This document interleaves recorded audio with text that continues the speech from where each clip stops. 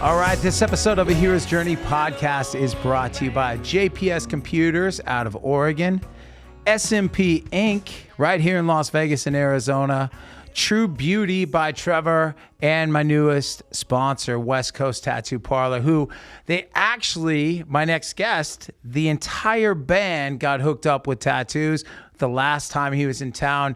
I'd like to say he's a good friend of mine. We met a little over a year ago and just connected. He's a super talent. He's a friend.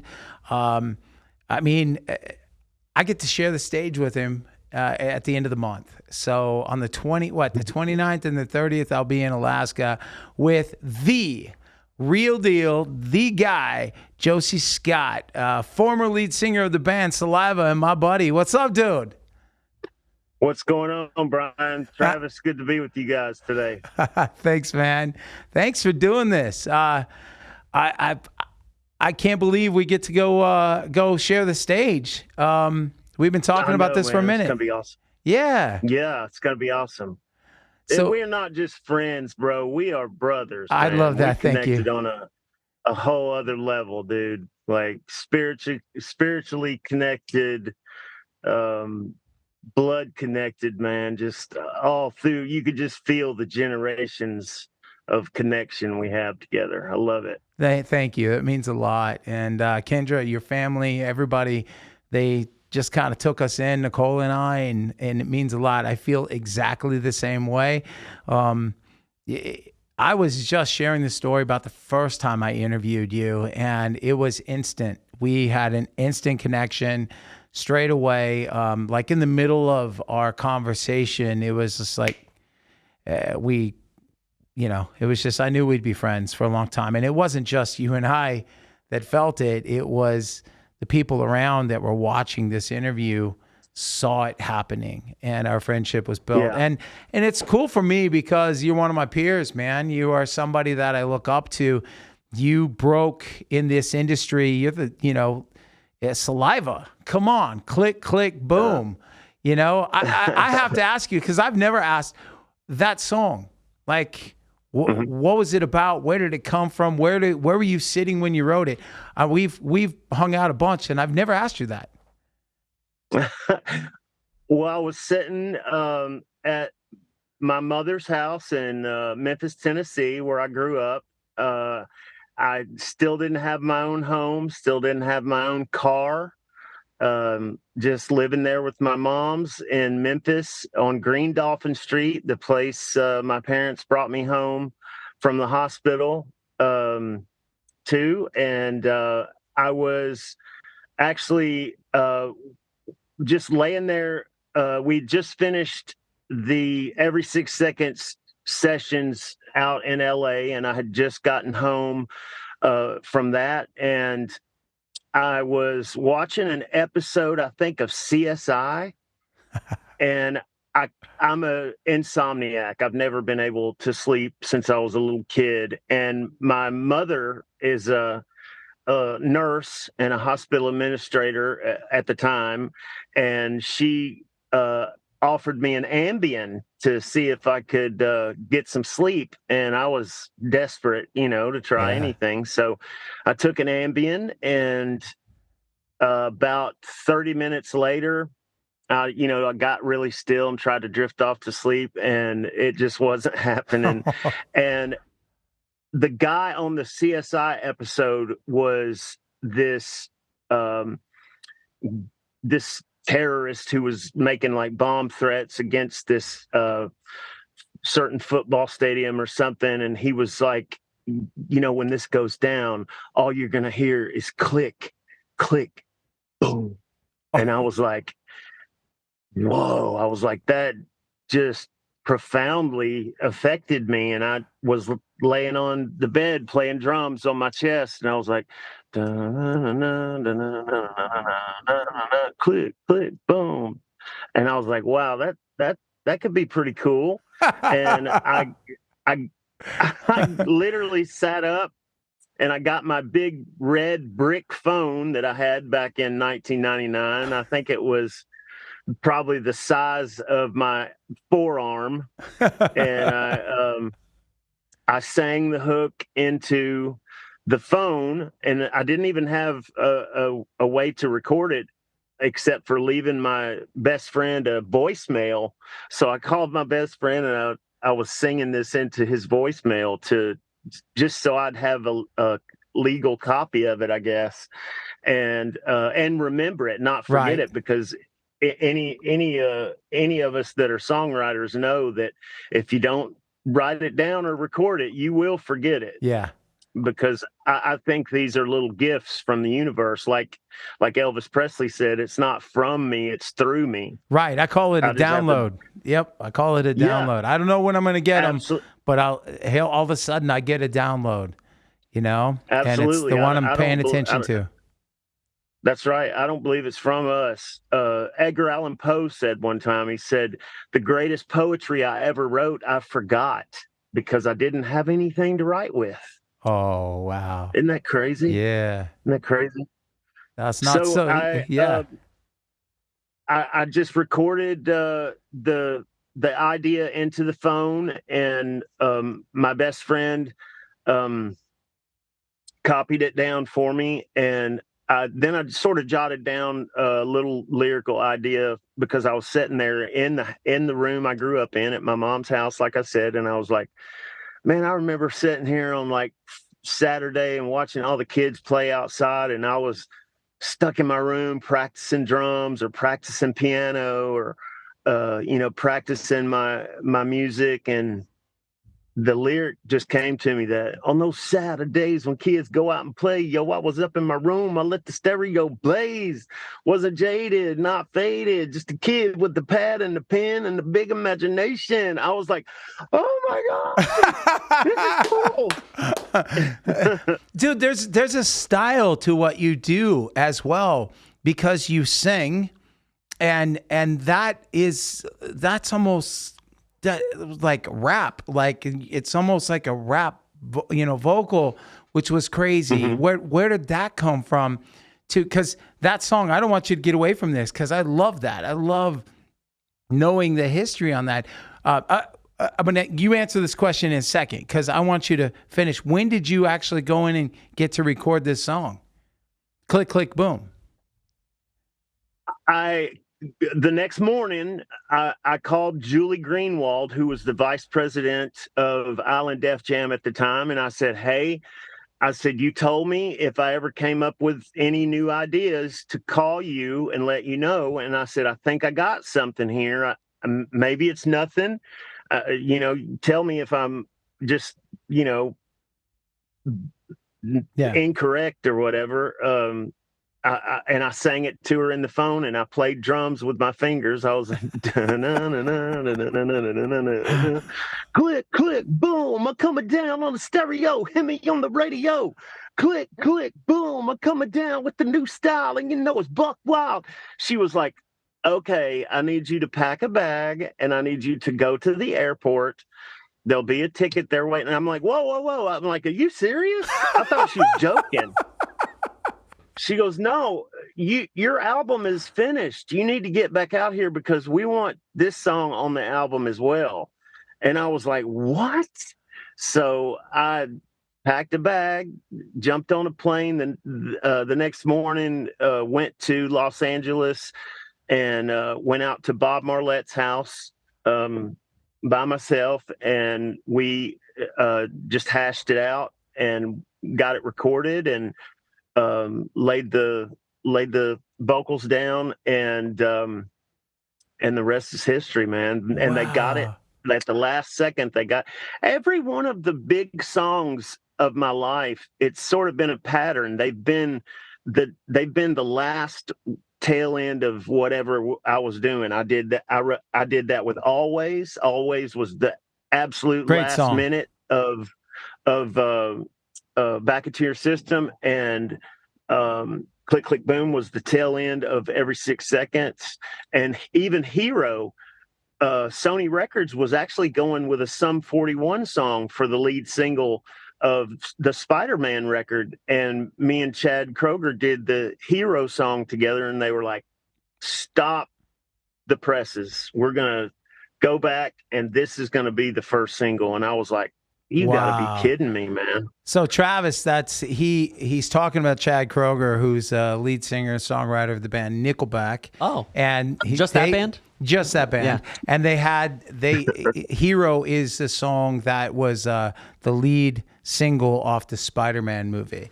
Wow. And this was a massive, massive song. Like, this song was everywhere. Dude, that's amazing. That's absolutely amazing. And I know the feeling, the things that when you think, I think it's one of those things where we're never incomplete as artists. Like, you could keep painting the painting, you can keep, doing it until somebody tells you it's done. But then when they give you a timeline, you're still like, there's something else there. There's something else in me, kind of thing. And you know, you're throwing that one little brush on there, and sometimes that's what makes it special. I want to get back to real quick your style, because there's what's the name of the band? You just put out a single. You were featured on they opened for you on. You've been doing quite the run since you put this band back together. And when I say band back together, it's Josey Scott, the original voice of Saliva. That's how you're being marketed right now. That's how you're out there doing all these shows. So you've been, you started like that. You took the humble approach, which I love. You said, hey, I've been out of the game for, 8-10 years. I'm stepping back in. I saw you stand in front of 19,000 people singing that song, Click, Click, Boom, and Ladies and Gentlemen. I mean, you smashed it. And Always, I think you played that song too in front of those people with Sweeney, rest in peace. And that was awesome for me to witness. That's how I was introduced to you. And then to turn around and you started doing club dates and, smaller venues. We're going to be doing 2 smaller venues, but that's as big as they can get, really, indoors in Alaska, and it's going to be incredible. So we'll go back sometime in the summer and play to thousands. But, your approach to all this has been, I applaud you. It's been growing, and you got a big tour. Go ahead and announce that. Who's that you're going out with? We're going out on it's called the Parental Advisory Tour, and we're going out there with Trapped and Adema and Tantric, and we're really excited. It's my first big tour back in the saddle, you know what I mean? Yeah. Back in the game. But I wouldn't take anything for these dates that have led up to this, like you said. The smaller venues and having that intimate connection with the audience and getting to really do a good, thorough meet and greet with people and getting to, shake hands and really see how your music has touched people's lives and how it's affected people's lives. The most popular thing I hear people say is, I remember your music from back when I was in high school or back when I was in junior high or back when I was a little kid, Right. It got me through my parents having a really rough time in their marriage, or it got me through an alcoholic father, or it got me through an abusive partner, and those kind of things that's really what it's about for me, Bryan. I think you know me well enough to know that it touches my soul. It feeds my soul to hear that this music has been so valuable to people, and to have the coolest job in the world of showing up in their hometown and jumping up on stage and having the privilege and the blessing and the fortunates to get up and play these songs and share this music and these moments with these people again is just something I wouldn't take love or money for. That's awesome, man. Well said. And I Thank you. experienced this firsthand with you. We were standing inside the Whiskey in Hollywood, California, and standing in the room, your dressing room, the green room, and just thinking about all the music history that was in that building. And I could see it, the appreciation that you had for your craft, what you do, the gift you've been given. And then, and I watched you with the fans directly. I have never, I think I heard somebody, somebody said in passing, oh, they started to say something, but it had nothing to do with you. It was an overall, like the Saliva thing that was going on. And I went, whoa, stop. You don't know that man. That man is like, that dude is stand up. And they're like, sorry. I'm like, all you're doing is just, you're going off of social media. You're going off of whatever is going out there that doesn't exist without him. That's the creator. That's it. Takes something, like I said, to pay attention to something passing through you and going, I was just given a gift, and I'm gonna put it down and I'm gonna share it. I'm gonna share it, and it's not because of the money. I say we get paid to travel. I'll take the stage for free. I will get up there and do what I love to do for free. I get paid for all this other stuff. You know what I'm saying? Right. And I see that in you, and that's why we connect. I'm getting chills thinking about it because I got to share that moment, pre-show, at the whiskey with you, and stand out on the sidewalk and see the appreciation that you had for standing underneath the marquee. All the people, Jim Morrison, all the people that were before us, doing what you get to do, what we get to do. And I'll get to share that with you. On the 29th, we're going to be in Fairbanks, Alaska, playing the Spur. It's beautiful out there. You've been to Alaska, right? I have not. I've only been there catching a flight to either Europe or Japan, but I've never gotten to spend any time there. But I've heard it's gorgeous. Everybody that's been there, especially the Alaskan cruises, I've heard the Alaskan cruise is just one of the most amazing things you'll ever see in your life. They're great. They're really great. And anyway, like it's, we're doing Fairbanks, which is the coldest area.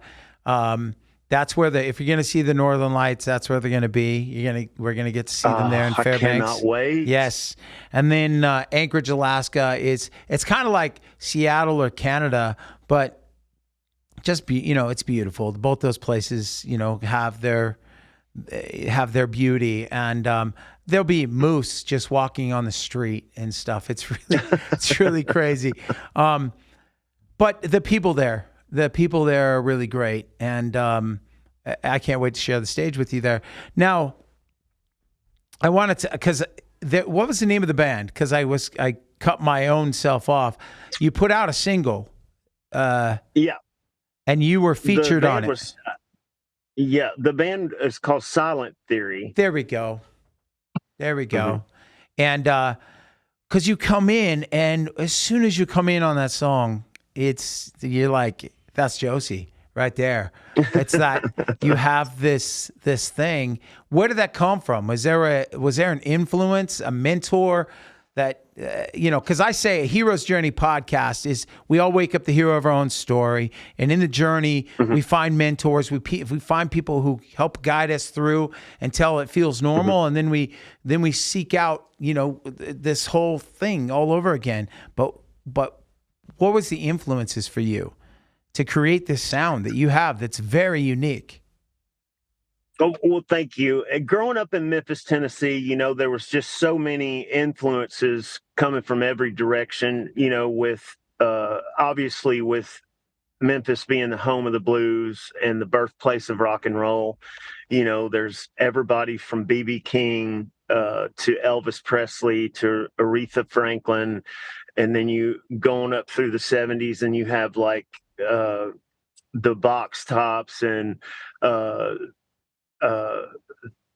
just all that great, Otis Redding and just all that great R&B stuff. And then into the 90s, you had 3-6 Mafia and DJ Paul and Juicy J and guys like Project Pat and Lil White, all huge influences of mine. And just to grow up around that type of music was just such a huge outpouring of influence in my life. It gave me the freedom to just pick and choose. I never saw music as any locked in one style. Right. My dad was a country and gospel singer. I was a preacher's kid. My dad was a preacher when I was a kid, and so I grew up with him singing in church, and I played drums first behind him from the age of 5 all the way up till I was 12, 13 years old.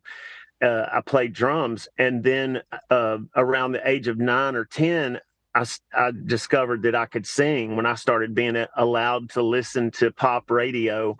And in the early 80s, I would listen to like Journey or Duran Duran or something like that, and I would sing along with the radio, and my parents were like, "You can sing." Oh, wow. And we know it now, so now we're gonna put you in all kinds of lessons and all this stuff. So at first I was like, "Oh God, what have I done?"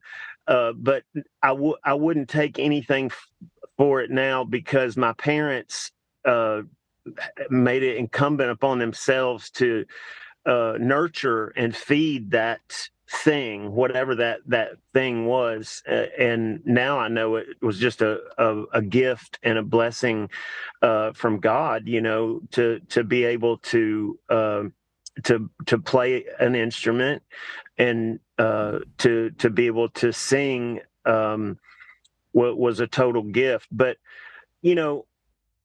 I had all those and all the good influences from every kind of music, from jazz to R&B to straight up Mississippi Delta blues, to rockabilly and stuff like Elvis Presley and Ike and Tina Turner and things like that. And and then listen to the radio on up into the 80s and 90s. I got exposed to like Public Enemy and Beastie Boys and Run DMC.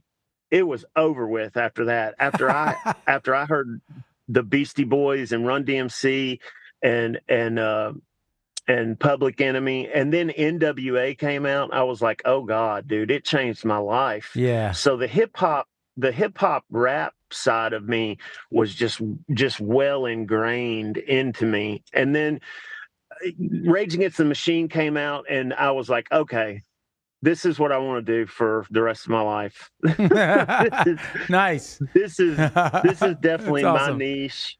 Yeah. This is my style. This is what I like to do. And people ask me all the time, what's your formula, or what's your guideline of songwriting? And I say, man, I've had the same playbook my whole career. I do hip hop, rap, singing, chorus or verses, and then I hit them with that melodic chorus, man. Yeah. That's my whole playbook with heavy guitars and and you got a great band. Right. You got a great band behind you. You get to play with your son. That's incredible. Oh, absolutely. Yeah. And all your guys, they're talented. They're so nice. And I love seeing how excited they are that they are going out on the road, that they're out there with you. It's an incredible thing. And you're lucky. You're lucky to find guys like that, lucky. that are right behind you. They got your back. Yeah. And that's what's cool. And it's nice to see such talented guys that I've been fortunate enough to find and be able to get along with and really enjoy their company. And they're just real, genuine, good-hearted guys that see this life as I see it and as you see it, as a gift and an opportunity to show love and to spread love and to show kindness and to just wrap up people in the love and the influence of music. They see it is such a great opportunity. And to see them, like you said, to see them get excited, Yeah, it it's makes great. me excited. Me you know? too. It makes me excited from home on social media, the way they post about what they're doing, all the shows that get out and all the things they get to do. They don't take it for granted, and Absolutely and I not. got to tell you, it's easy. It's one thing to be yourself, but it's another thing, the accomplishments, the things that you've done, they are lucky to get to play with you. And I know that you feel lucky. You feel lucky that they're, so it's just a cool thing that I love that they appreciate where they know where they are. They know that they get to share the stage with somebody who's written so many hits and have so much history. You've left your mark. If unfortunately, if something was to happen to you today, which it won't, but you have left your mark in rock and roll history. And I love Thank that you, Ryan. we are all chasing that. I mean, we don't, not that I'm chasing that. I'm saying you want to leave your mark in whatever you do. You want to, whether it's Sure. somebody that you meet in passing in the hallway here, that whatever it is, you want to leave something behind. But you've done that in rock and roll history. But what's next for you? What is it? I know that there's new music coming. When can we expect it? What is it? And I'm sorry to be so formal with you, but I want, as my listeners out there, I don't want to leave any questions on the table, because I know you, I can ask you off the air, but I want you to be able to share this with them. No, absolutely. I've been really so busy, which I'm glad to be busy. I'm so lucky and blessed and fortunate to be busy, but I've been really busy on the road and getting back out there and getting my feet wet again and figuring out the new way the game is played, because to have walked away from the industry in 2010, 2011 is around the time I walked away, and to just be totally take a right turn and being a husband and a father and driving my kids to karate practice and basketball practice and football practice And now acting school with your and now Justice is in acting school. I'm so proud of him. He's starting his career as an actor, and I'm so very proud of Justice. He just turned 18 yesterday. Happy birthday, Justice. Yeah. So to be busy being a husband and a dad, which I wouldn't take anything for the last 10 years, I've sort of taken my eyes off of all the changes and the technologies that have come into play in the music industry these days. So to have jumped back in the game now in 2021, 22, and 23, and 24 now, I'm just sort of figuring out and acclimating myself to how the game has changed, because it's a completely different game now. You know what I mean? It is. There's just a completely different game, a completely different way that it's played. And we have, in my family, we have board game night. We have a board game night every week. So we sit down and we'll try out a new board game. So this is just like that. It's like trying out a new board game. I have to read the rules and I have to see what the objective is. And some of the objectives are still the same. But how you arrive at those objectives has completely changed from one end, from top to tail, as they say. And I'm getting acclimated to that. I'm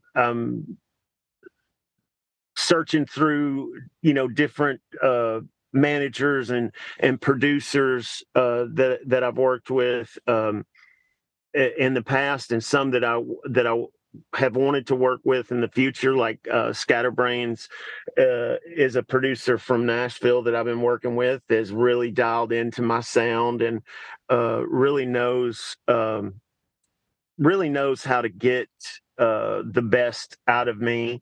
I still love Bob Marlette, who did the first 4 Saliva records, and I'm totally interested in working with him again as well. But I've really locked on with Scat in Nashville, and he's done stuff with Struggle Jennings and Jelly Roll and different artists, and he's just a dynamo in the studio when it comes to rock and hip hop and country music and that whole Nashville scene that's going on right now. Yeah. He's really locked into that. So, I've done some really good stuff with him. I'm of the mind of, you remember that commercial when we were kids that said "No wine before it's time"? Oh yeah. That's kind of the way I feel about new music, and luckily the technology of today affords you the opportunity to drop one single at a time if you want to. Absolutely. And yeah. So that's what I'm kind of concentrating on doing, is I'm gonna work on one single at a time. I'm gonna keep my eyes pointed down the road and to the future. And I'm about to turn 52 years old on May 3rd, and I'm not gonna get in a hurry, Brian. Yeah. You know what I mean? Yeah. I'm taking my Tennessee time, baby. I love it. We're both Tauruses. May 9th for me. So I knew we were. Absolutely. I knew we were connected. That. Yeah, it's crazy. That's a really great approach. And it's true. It's changed. That's my approach too. Put out a single at a time now. I still want. I really want to press some vinyl. So that's a goal. Put out singles. Me too. I want to press out a vinyl. I gotta have a vinyl record on my wall. It goes back to all the Elvis Presley records that I used to play as a kid, and standing there in front of a mirror and acting like Elvis when no one was looking. That was my thing. And the joke, man, I was doing an interview promoting our shows together. I was on a K-Well with Bob and Brock from 36 Crazy Fist, who, by the way, they loved you. I was like, why are they blowing me up right now? I'm driving in my car and I'm getting messages and they're saying, got to get his number, love that guy. And I'm like, how do they know Josie? And you had just did an interview with them, but they had asked me, this is before you did the interview. Brock's like, hey, have you ever heard the myth that Josey Scott was the illegitimate kid of Elvis Presley? You ever hear that? Like, he goes, coming up when I was younger, that's what they used to say, and I'm like, oh, wow. His dad's not going to like that, but that's really cool. Yeah. And they were saying it on the air. And I'm like, I don't know. I've never heard anything about that, but yeah, that's cool. He does live in Memphis, but yeah. Well, when we used to do so much WWE stuff, we were doing WrestleMania, I think it was WrestleMania 19 or whatever. And I did the press conference for the WrestleMania show, and they asked me, they said, so the main fight that night was going to be between the Undertaker and The Rock. And they said, so who you got in the fight?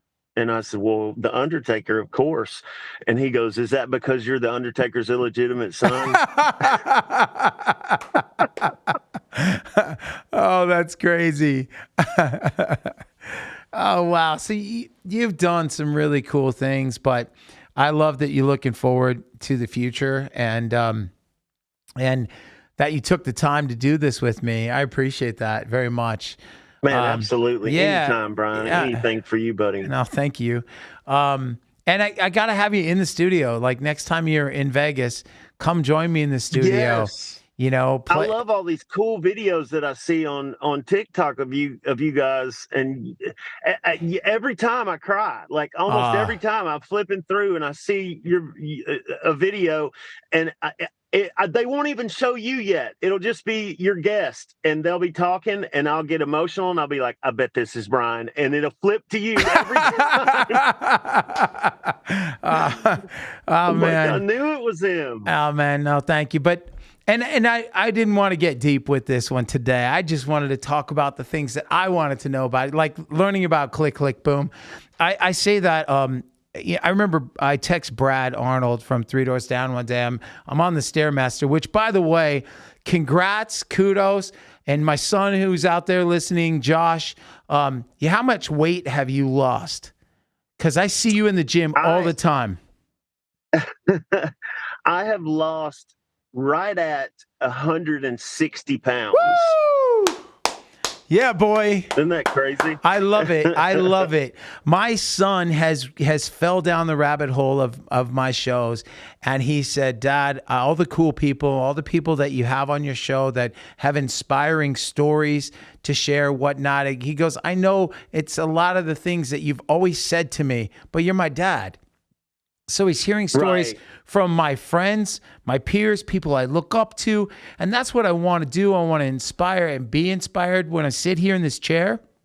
And he has lost 75 pounds, ran 2 marathons. He's in jiu-jitsu. He's competing in jiu-jitsu. Wow. He's doing all these great things.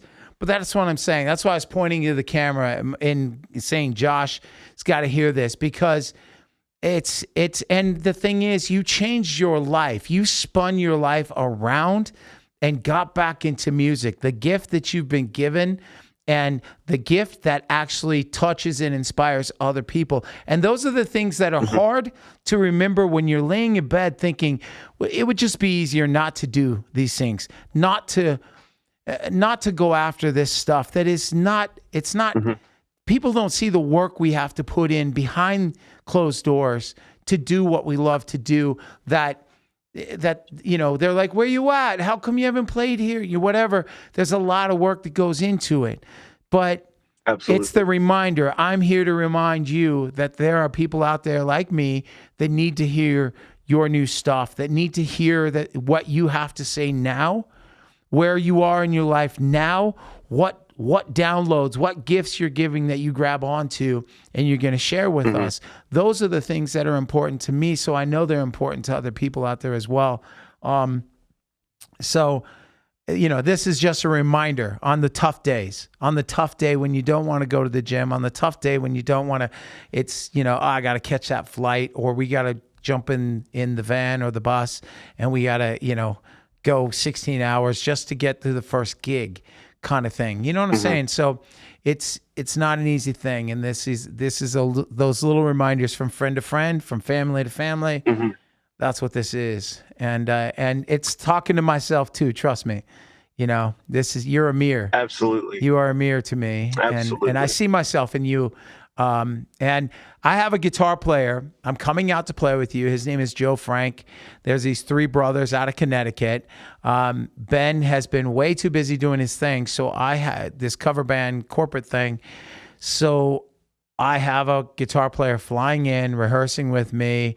It's the first time since 2013 that, I'll be playing with anyone else other than Ben. And we're doing it acoustic, opening up for you for 2 nights in a row in Fairbanks and Anchorage, and I'm looking forward to it. But if that goes well, then he's got a bass player brother and a bass player, a drummer brother. That's what they do, and I can take him out of the road, and we can start doing this again. So I'm looking forward to it. That's awesome, man. Yeah.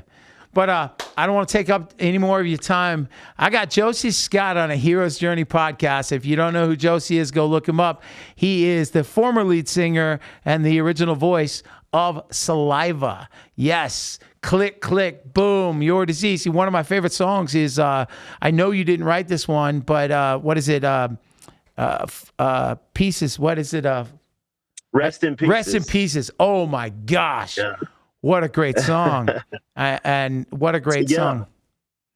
Nikki Sixx from Motley Crue wrote that song. I know. And because of that song, I met my wife in Tulsa. We were playing a show. Wow. We were playing a show in Tulsa, yeah. And we had the famous tour manager Scotty Ross out with us, and he used to tour manage like Van Halen and Poison and Bon Jovi and all these great bands back in the day. And I remember he got on the bus that day, and I heard his rough voice. He goes, "Wake up, you assholes got to get up and come in here and sound check, because they're playing Rest in Pieces on the radio here in Tulsa.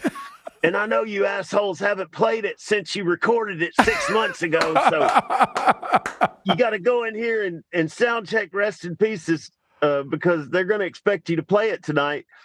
And so I crawled out of my bunk and we went in and sound checked Rest in Pieces. And lo and behold, Kendra walked right in the door with her friend Jennifer. And she was about 400 yards from me. And my life was never the same. I was like, who is that? And Wayne Sweeney, God rest his soul, leaned over to me and he goes, "Which one?" And I said, "The only one." I said, "The one with the beam of light around her, that one." Yeah. And he goes, "Well, there's two girls down there." I said, "Well, that one, the tall one, the beautiful brunette, that one." And I after we got on the bus a few minutes later after sound check, I said, "Man, I feel like if I don't go in there and talk to that woman, I'm gonna regret it for the rest of my life." And he goes, "Well, go talk to her." And I was like, "Well, what do I say?" Because I've told you this story, Brian. I completely have no game with women. Everybody thinks, "Oh, you're Josey Scott. You got this and that and the other thing." And I'm like, "Dude, you don't know me." So I went to, I took the runner, the little runner girl that day. She goes, "Well, why don't you go to she goes, "I got to go to Walmart anyway. Why don't you go with me and you could pick out something at Walmart for her?" And I was like, "You know what? That's brilliant." So we went to Walmart. I went in and they had these little bouquets of flowers, and they had a bouquet of 3 red roses. And I was like, well, roses are a little forward because I know roses mean love or whatever. Right. So I was like, screw it, man. You got to put up or shut up, Joseph. So I went in, I bought those 3 roses, and I came back, and by the time I got back, people were lining up around the building already. Like they were already lined up around the building. So I snuck in the building and crawled up to where she was, and I just stuck the flowers out like a little kid. And I think I was looking at the ground, and I said, I rehearsed what I was going to say on the bus to her. I said, "I don't know if anybody's told you this, but you're the most beautiful thing I've ever seen in my life." Aww. And she just smiled, this electric white toothy smile, man. And it was all over, Brian. It was all over. That's awesome. And that's the Kendra I know. She's amazing. Yeah. She is an amazing human being. Please give her my love. Congratulations on that. I will. Dude, I look forward to... She loves you to death. Oh, dude. She loves you to death. Thank you. I love her too. And it means a lot. It really does mean a lot to me, you guys. And so thank you. Thank you for taking the time, bud. I will see you. Thank you for having me. Heck yeah. I will see you in 2 weeks. And I can't wait to give you guys a hug in person and tell the boys I said hello. Be safe until I see you. And I love you, dude. I'll talk to you, okay? I love you too, All right, Josey Scott, thank you so much. I want to shout out to my sponsors, SMP Inc., JPS Computers, True Beauty by Trev, and West Coast Tattoo Parlor, who tattooed you up. That's amazing. Yeah, they did. They did. And your sister. Oh, my gosh. That was a great night. Did. We'll get into that another time. My name is Bryan Hopkins. This is a Hero's Journey podcast. Thanks to the Chief Nerd, Travis. Yep, no problem. All right. I'll see you guys. Thanks, Josie. Thank you. And I believe it's coming around to me.